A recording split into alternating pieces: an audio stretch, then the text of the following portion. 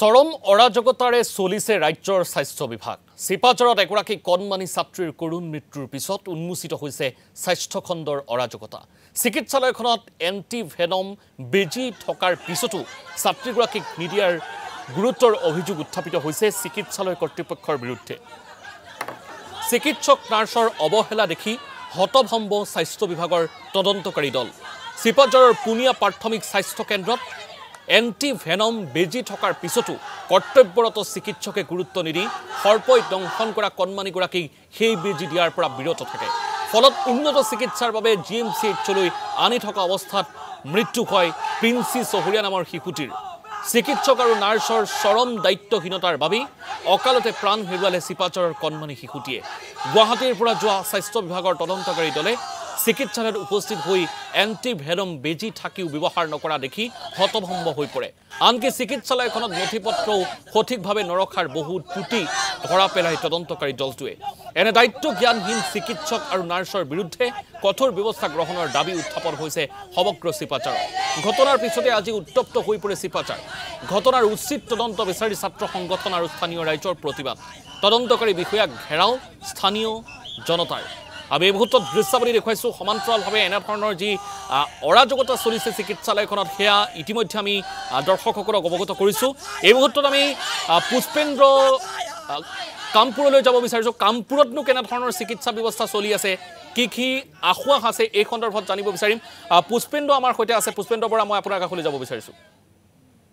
নিশ্চিতভাৱে চাওক, কিমান কম আৰু কিমান শুনিব স্বাস্থ্য বিভাগৰ অৰাজকতা আৰু অকমনীয়তাৰ বিষয়ে। আৰু এই মুহূৰ্তত মই যদি উপস্থিত আছোঁ কামপুৰ এফআইউত, চাওক কালি দেখিবলৈ পোৱা গ'ল যে চিপাঝাৰৰ এগৰাকী কণমানি প্ৰিন্সি, যি এণ্টিভেনাম নোহোৱাৰ বাবে কিন্তু চিকিৎসকৰ গাফিলতিৰ বাবে কিন্তু মৃত্যুবৰণ কৰিবলগীয়া হ'ল। আৰু দেখা পোৱা গৈছিল যে যিগৰাকী চিকিৎসক, সেই চিকিৎসকগৰাকীৰ ওচৰত কিন্তু সময়মতে সেইগৰাকী কণমানিক কিন্তু স্বাস্থ্য বিভাগৰ ওচৰত পোৱাইছিলে। কিন্তু তাৰ পাছতো চিকিৎসালয়খনত যিহেতু এণ্টিভেনাম আছিল আৰু তাৰ পাছত তেওঁলোকে সেই এণ্টিভেনাম দিব নোৱাৰি, কিন্তু সেই নোৱাৰাৰ বাবে কিন্তু সেইগৰাকী কণমানি ইতিমধ্যে মৃত্যুবৰণ কৰিবলগীয়া অৱস্থাৰ সৃষ্টি হ'ল। আৰু এই মুহূৰ্তত মই উপস্থিত আছোঁ কামপুৰ এফআইউত। দেখিবলৈ পোৱা গৈছিল যে কামপুৰ এটা বানপীড়িত অঞ্চল, আৰু কামপুৰ এই বানপীড়িত অঞ্চলটোতো কিন্তু দেখিবলৈ পোৱা যায় যে বিভিন্ন ধৰণৰ বিষাক্ত সাপে কিছু লোকক দৰ্শন কৰা দেখিবলৈ পোৱা যায়। তাৰ পাছত কিন্তু সময়মতে যি উপযুক্ত চিকিৎসা, সেই কিন্তু চিকিৎসা পোৱা নাযায়। আমাৰ লগত বিভিন্ন দল সংগঠনৰ লোকসকল আছে, মই তেওঁলোকৰ লগত কথা পাতিবলৈ চেষ্টা কৰিম। কামপুৰ এটা বানপীড়িত অঞ্চল, আৰু দেখিবলৈ পোৱা গ'ল কিন্তু আমাৰ যিখন চিকিৎসালয় বুলি কোৱা হয় কামপুৰ এফআইউ, ইয়াত কিন্তু পৰ্যাপ্ত পৰিমাণে যি সুবিধা থাকিব লাগে কিন্তু সেই সুবিধা আমি দেখা নাই।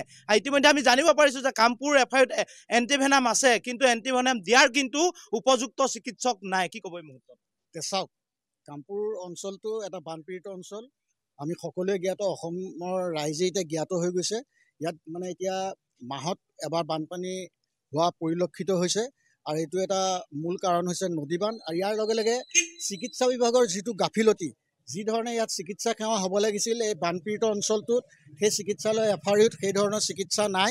ইয়াত পৰ্যাপ্ত পৰিমাণে যি ধৰণে ডক্তৰ থাকিব লাগিছিল, ডক্তৰ তেনেকৈ আমি দেখা নাপাওঁ। আৰু ইয়াত বহুত পলমকৈ সেই চিকিৎসা আৰম্ভ কৰা হয়, যাৰ কাৰণে মানুহে মৃত্যু সাৱটি ল'বলগীয়া হয়। এনেকুৱা এটা ঘটনা যোৱাকালি কামপুৰ এফআইউত হৈ গৈছে। তেওঁক গেছ দিছে, গেছ দিয়াৰ পিছত ইয়াত পৰ্যাপ্ত ঔষধ নথকাৰ কাৰণে ফাৰ্মাচীৰ পৰা ঔষধ আনিবলৈ যাওঁতে এজন লোকৰ কালি মৃত্যু হৈছে। আমি এই খবৰটো পাইছোঁ। হয়, পুষ্পেন্দ্ৰ বৰা, এই মুহূৰ্তত আপোনাক ধন্যবাদ জনাইছোঁ।